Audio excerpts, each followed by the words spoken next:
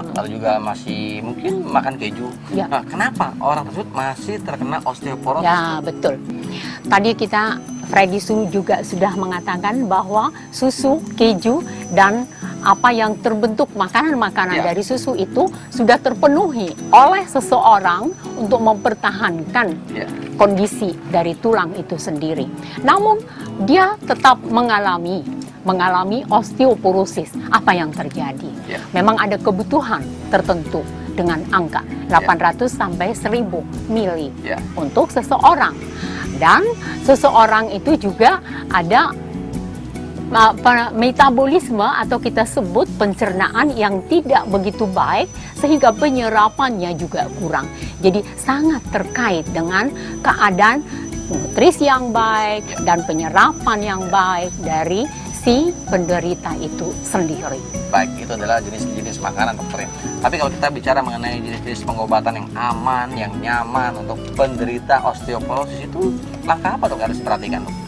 Ya, memang sekarang tetap masih kita akan memilih kalsium yang tinggi, vitamin D3, dan dokter-dokter akan memberikan bifosfonat atau strontium remilat. Ini memang obat-obatan yang selalu diberikan. Namun, hal ini pun akan terkait seperti apa yang tadi saya sebutkan, supaya memperhatikan penyerapan dari obat-obatan tersebut dan akan mempertimbangkan apakah ada side effect. Misalnya, untuk seseorang yang terlalu banyak mengkonsumsi kalsium, dia akan mengalami gangguan pada saluran atau aliran darah yang nantinya akan berpengaruh ke jantung. Jadi terlalu banyak konsumsi kalsium juga salah? Salah juga. Sangat salah sekali. Kurang kalsium juga kurang tepat. Iya. Jadi bagaimana membuat itu tepat dengan ukurannya, ini memang merupakan hal yang sangat penting. Nah, itu kan untuk jenis ataupun pengobatan, dokter. Kalau misalnya dokter ini kita mencegah kan lebih baik daripada mengobati, dok. Apakah ada mungkin cara-cara yang baik untuk mencegah sebelum timbulnya osteoporosis, dok? Ya, pencegahan osteoporosis selalu kita kembalikan dengan hal yang tadi supaya memperhatikan keseimbangan antara pemasukan kalsium dan apa yang dibutuhkan oleh tubuh itu sendiri. Di samping memang seseorang itu harus juga mengetahui kondisi badannya, kondisi dia bagaimana untuk tidak obesitas, untuk tidak terlalu berat bekerja dalam usia-usia tertentu. Oh, jadi faktor-faktor pribadi ini lebih penting, dokter, seperti kita tubuhnya jangan terlalu gemuk mungkin, ataupun bekerja jangan terlalu keras ya dokter, ataupun gerakan-gerakan yang mungkin lebih mengundang bahaya, dokter, seperti jatuh, itu, untuk fraktur. Pemirsa, kita telah memahami dengan lebih baik manifestasi keadaan yang diderita oleh pasien dengan osteoporosis. Ternyata penyakit ini bukan sekedar mengakibatkan tulang menjadi keropos, namun peluang insiden jatuh dan fraktur sangat tinggi. Selain itu, penyempitan lumen saluran saraf tulang belakang sering terjadi. Penyakit osteoartritis ini juga muncul dan tentu perubahan postur tubuh menjadi buruk, di mana keadaan ini bersifat menetap.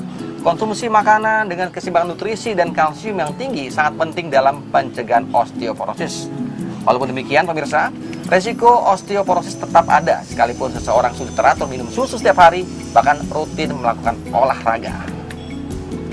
Pemirsa, setelah yang satu ini kita akan berbincang kembali bersama Dr. Rumi Altobing dari Klinik Scientist Home Indonesia, dan bagaimana proses yang sebenarnya diperlukan oleh tubuh kita sehingga proses regenerasi ini ataupun regenerasi sel dapat terus berlangsung efektif agar kepadatan identitas tulang terjaga baik sekalipun kita sudah memasuki usia yang senja.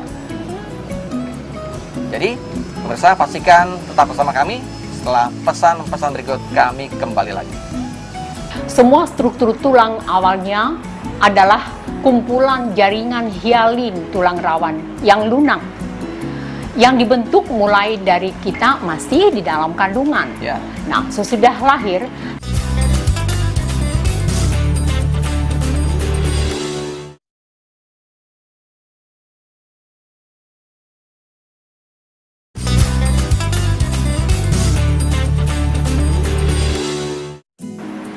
tetap bersama saya Freddy Su, Su Nian Chang, dan juga Dr. Rumi Altobing.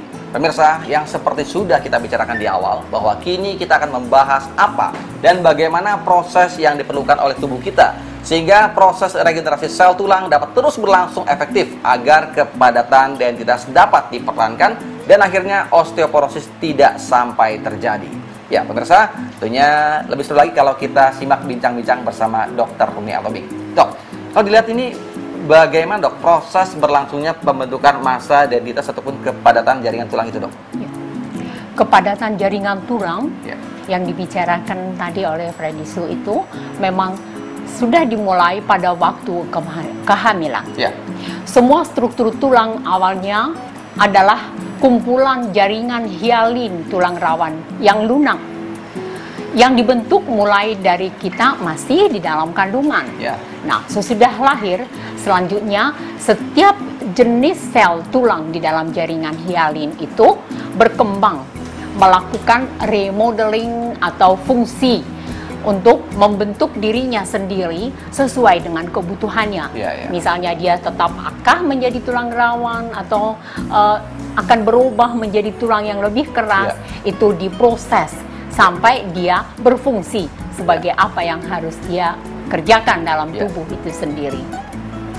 Baik dok, kalau kita lihat dari materi dok, mungkin materi apa saja sih dok yang diperlukan dok ya ini untuk berlangsungnya regenerasi jaringan tulang tersebut, dokter? Untuk regenerasi dari tulang itu sendiri, kenapa kita harus berbicara mengenai regenerasi? Ya, memang degenerasi itu kita harapkan ada regenerasi lagi. Nah, untuk terbentuknya regenerasi, yang pertama sekali harus kita utamakan adalah unsur protein. Protein itu sekarang populer disebut dengan kolagen. Di mana-mana kita mendengar pembentukan supaya tidak menjadi tua, supaya tidak menjadi keriput, kita membutuhkan kolagen. Untuk ini juga kita membutuhkan protein yang disebut kolagen.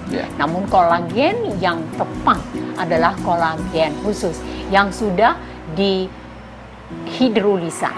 Jadi dia sudah dibentuk sedemikian rupa sehingga dia bisa dikenali oleh tubuh dan dapat bekerja langsung tanpa mengalami perubahan lagi.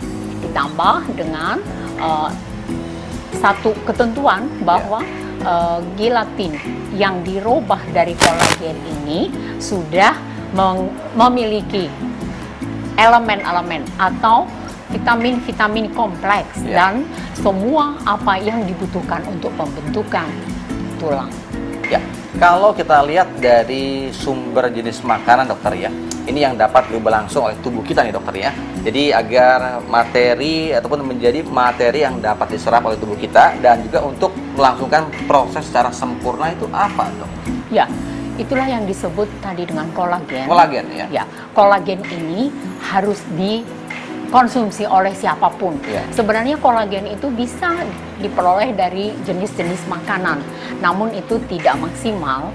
Hanya yang sudah dihidrolisa yang bisa menjadi maksimal berfungsi untuk penggantian atau regenerasi sel, baik dalam osteoporosis itu sendiri. Ya, jadi memang kolagen itu masih menjadi unsur yang penting dokter seperti itu dok? Atau gimana? Ya. Baik. Paling penting. Paling penting dokter ya. Pemirsa, ternyata zat nutrisi yang harus terpenuhi untuk dijadikan materi ataupun makanan bagi sel-sel pembentukan jaringan tulang tidak dapat dibentuk langsung oleh tubuh kita. Sebab semua makanan dan cairan yang masuk dalam tubuh harus melalui serangkaian proses metabolisme di saluran pencernaan sebelum akhirnya diantarkan ke dalam sel-sel yang membutuhkan. Oleh sebab itu, kandungan nutrisi sebagian besar terbuang dan seiringan dengan faktor usia, kemampuan metabolisme juga menurun, maka sel-sel tidak memperoleh cukup asupan yang dibutuhkan untuk melakukan regenerasi.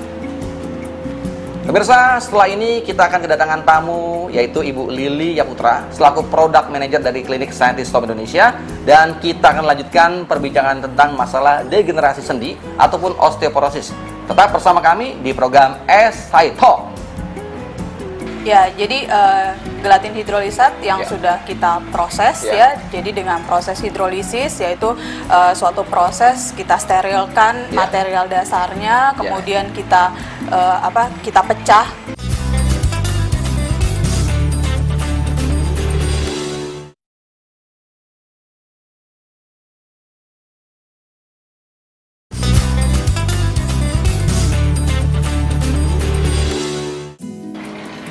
Senang sekali saya Freddy Su kembali menjumpai Anda dalam program SI Talk. Pemirsa, saat ini selain saya dan juga Dr. Miel Tobing, telah hadir juga Ibu Lili Yaputra sebagai Product Manager dari Scientist Home Indonesia. Sekarang Ibu Lili akan menjelaskan sebuah produk yang canggih dari Scientist Home Indonesia yang dapat mencegah dan efektif dalam mengobati penyakit osteoporosis. Tapi sebelumnya, saya undang terlebih dahulu Ibu Lili Yaputra. Ibu Lili, selamat datang Ibu Lili. Apa kabar Bu? Baik. Selamat sore. Silakan Bu Lili, silakan. Pemirsa, bersama kami Ibu Lili Yaputra, dan tentunya Anda ingin tahu lebih jelas produk apa yang ditawarkan dari Scientist Home Indonesia. Bu Lili, tadi kita berbicara mengenai osteoporosis nih Bu. Nah, produk dari Scientist Home Indonesia Bu, yang tepat untuk pasien penderita osteoporosis ini apa Bu? Oh ya, kita dari Scientist Home ada yang namanya bone gelatin hidrolizat. Ya, bone gelatin hidrolizat ini untuk osteoporosis atau memang untuk lebih dalam lagi, lebih luas lagi penggunaannya?